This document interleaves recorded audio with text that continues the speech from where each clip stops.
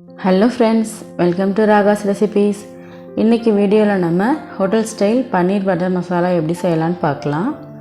நான் சொல்லியிருக்கேன், இதே மெத்தடில் செஞ்சு பாருங்கள். உங்களுக்கும் ஹோட்டலில் சாப்பிட்ற அதே டேஸ்ட்டில் கிடைக்கும். இது நல்லா நான் கூட இல்லை சப்பாத்தி கூட வச்சு சாப்பிடும்பொழுது நல்ல டேஸ்ட்டாகவே இருக்கும். இப்போ எப்படி செய்யலான்னு பார்க்கலாம் வாங்க. ஒரு பேன் வச்சுட்டு அதில் எண்ணெய் ஊற்றிக்கோங்க. நான் இன்றைக்கி நல்லெண்ணெய் ஊற்றிருக்கேன். இது கூட 2 பட்டை, 2 கிராம்பு, 3 ஏலக்காய். ஏலக்காயை நல்லா தட்டிட்டு சேர்த்துக்கோங்க.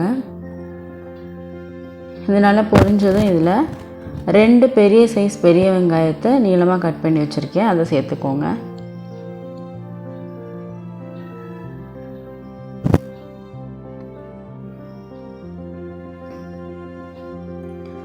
இப்போ இதை நல்லா வதக்கி விட்டுக்கலாம்.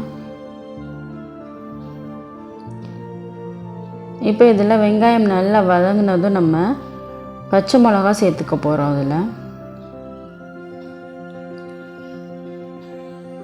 ஒரு பச்சை மிளகாயை 4 கீறிட்டு சேர்த்துருக்கோம்.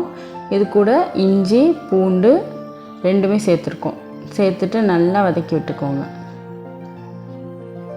இப்போ நல்லா வதங்கிடுச்சு. இந்த ஸ்டேஜில் ஒரு 5லேருந்து 6 முந்திரி பருப்பு சேர்த்துக்கலாம். முந்திரி சேர்க்கும்பொழுது இந்த கிரேவி நல்ல க்ரீமியாக கிடைக்கும். அதோட டெக்ஸ்சர் நல்லாயிருக்கும். அதுக்காண்டி தான் முந்திரி சேர்க்குறோம். சேர்த்துட்டு நல்லா வதக்கி விட்டுக்கோங்க. பார்த்தோம் அப்படின்னா நல்லா வதங்கிடுச்சு. இந்த டைமில் ஒரு பெரிய தக்காளியை நல்லா பழுத்த தக்காளியாக வெட்டிட்டு சேர்த்துக்கோங்க.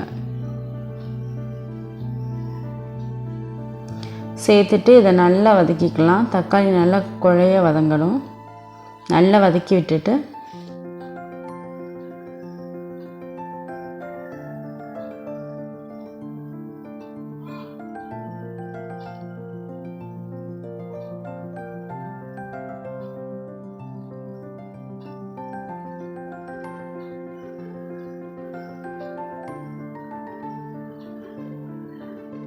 பார்த்தோம் அப்படின்னா நல்லா வதங்கிடுச்சு.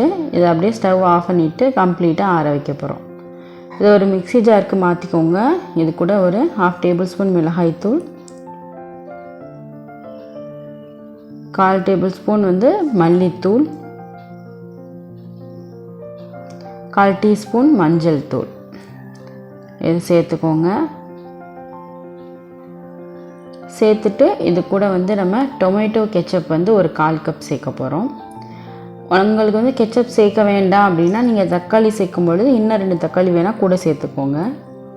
இப்போ இதில் கெச்சப் சேர்த்துட்டு இதை நல்லா ஃபைன் பேஸ்ட்டாக நம்ம அரைச்சிட்டு வர போகிறோம். இந்த அளவுக்கு நல்லா ஃபைனாக அரைச்சிருங்க. இப்போ அது ஒரு பக்கம் இருக்கட்டும். இன்னொரு பவுலில் நம்ம பன்னீர் எடுத்துருக்கோம் இல்லையா, அதில் சுடு தண்ணியை ஊற்றி ஒரு 5 நிமிஷம் அப்படியே விட போகிறோம். ஏன் அப்படின்னா அப்போ தான் பன்னீர் சாஃப்ட் ஆகும். இப்போ இன்னொரு கடாய் வச்சுட்டு அதில் பட்டர் சேர்த்துக்கலாம். பட்டர் உங்களுக்கு வேண்டாம் அப்படின்னு நினச்சிங்க அப்படின்னா ஒரு பட்டரோட ஸ்மெல் பிடிக்கல அப்படின்னா பாதி அளவு பட்டர், பாதி அளவு எண்ணெய் கூட நீங்கள் சேர்த்துக்கலாம். நான் இப்போ ஃபுல்லாக பட்டர் தான் சேர்த்துருக்கேன். இது கூட ஒரு பச்சை மிளகாயை நல்லா கீறிட்டு சேர்த்துக்கோங்க. நல்லா வதங்கினதும் இதில் நம்ம அரைச்சி வச்சுருக்கோம் இல்லையா, அந்த பேஸ்ட்டை சேர்த்துட்டு நல்லா வதக்கி விட்டுக்கோங்க. இப்போ இதில் தேவையான அளவு தண்ணி சேர்த்துக்கோங்க. உங்களுக்கு அந்த கிரேவி எவ்வளோ கெட்டியாக வேணுமோ அந்தளவுக்கு தண்ணி சேர்த்துக்கோங்க. தண்ணி சேர்த்துட்டு நல்லா கிளறி விட்டுக்கோங்க.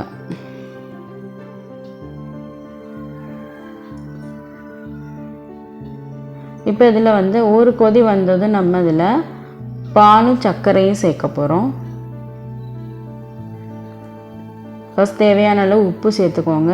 சேர்த்துட்டு நல்லா கிண்டி விட்டுக்கோங்க. நம்ம இதில் முந்திரி பருப்பு சேர்த்து அரைச்சிருக்கோம் இல்லையா, அதனால் அடி பிடிக்கிறதுக்கு வாய்ப்பு இருக்குது. அடிக்கடி கிளறி விட்டுக்கோங்க.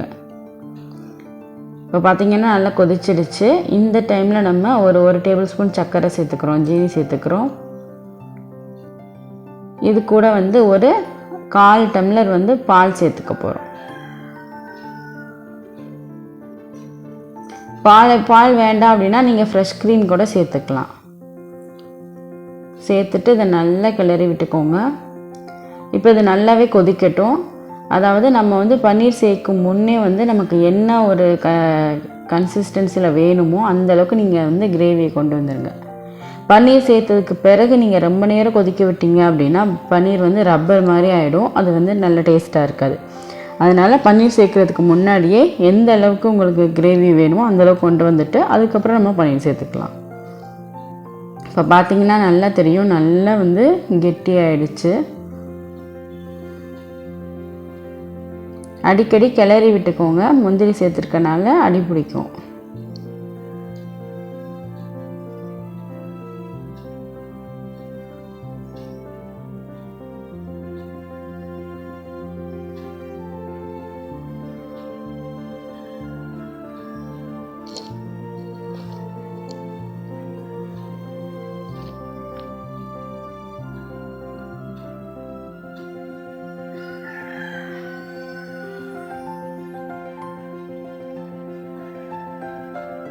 இப்போ நம்ம சுடு தண்ணியில் போட்டிருந்தோம் இல்லையா, 5 நிமிஷம் ஆயிடுச்சு. அதை ஒரு பிளேட்டுக்கு வடிகட்டி எடுத்துக்கிட்டோம். இப்போ இந்த கிரேவியில் அதை சேர்த்துக்க போகிறோம்.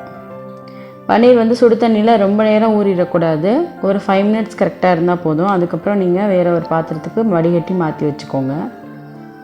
இப்போ நம்ம அந்த கிரேவியில் எல்லா பன்னீரையும் சேர்த்துக்கலாம். சேர்த்துட்டு கரெக்டாக ஒரு 5 மினிட்ஸ் கொதிச்சா போதும். அதுக்கு மேலே இது அடுப்பில் இருக்க வேண்டாம், இருந்துச்சுன்னா ரப்பர் மாதிரி ஆகிடும் அந்த பன்னீர் வந்து. கரெக்டாக ஒரு 5 நிமிஷம் வந்து கொதிச்சா போதும். இப்போ பார்த்தோம் அப்படின்னா நம்மளோட கிரேவி ரெடி ஆகிடுச்சு. கட் பண்ணி வச்சுருக்க மல்லித்தலையை நம்ம தூவிக்கலாம். இந்த ஸ்டேஜில் உங்களுக்கு கசூரி மேத்தி வேணும் அப்படின்னா நீங்கள் க்ரஷ் பண்ணிவிட்டு கூட சேர்த்துக்கலாம், நான் சேர்த்துக்கலை. இப்போ நல்லா ஒரு மிக்ஸ் பண்ணிவிட்டு ஸ்டவ் ஆஃப் பண்ணிவிடுங்க. இது வந்து நம்ம வந்து ஆற ஆற வந்து நல்லா கெட்டியாகும், அதுக்கு தகுந்த மாதிரி நீங்கள் கொஞ்சம் தண்ணியாகவே வச்சுக்கோங்க. இப்போ நமக்கு ஹோட்டல் ஸ்டைலில் ரொம்ப சுவையான பன்னீர் பட்டர் மசாலா ரெடி ஆகிடுச்சு. பார்த்தாலே தெரியும் எவ்வளோ க்ரீமியாக இருக்குதுன்னு பாருங்கள். நம்ம முந்திரி சேர்த்துருக்கனால தான் நமக்கு இவ்வளோ க்ரீமியாக கிடச்சிருக்கு. டேஸ்ட்டுமே ரொம்பவே சூப்பராக இருக்கும். செஞ்சு பார்த்துட்டு எப்படி இருந்துச்சுன்னு நமக்கு கமெண்டில் சொல்லுங்கள்.